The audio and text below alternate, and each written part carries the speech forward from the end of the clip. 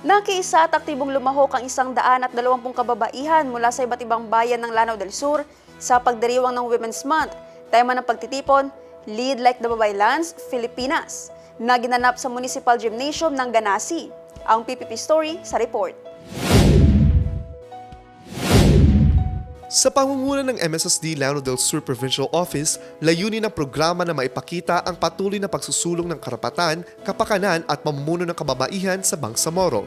Sinabi ng MSSD, tampok sa programa ang talakayang Women in Islam na inilahad ni Deputy Minister Ustadja Nur Aini Tan Lim, kung saan binigyagdiin ang mahalagang katayuan at kontribusyon ng kababaihan sa Islam at lipunan. Samantala, tinalaki ni Professor Regima Di Maampaw ng MSU Marawi City ang paksang Women Economic Leadership na nakatuon sa pagpapalakas ng partisipasyon ng kababaihan sa larangan ng ekonomiya at mamumuno.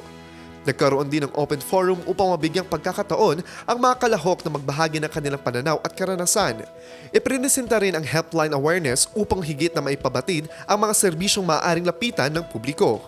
Tinapos ang programa sa pamamahagi ng family food packs na naglalaman ng 25 kilong bigas, kape at mga dilatang pagkain at malong. Nagbigay rin ng mga assistive devices sa mga matatandang kababaihan bilang karagdagang suporta sa kanilang pang-araw-araw na pangangailangan.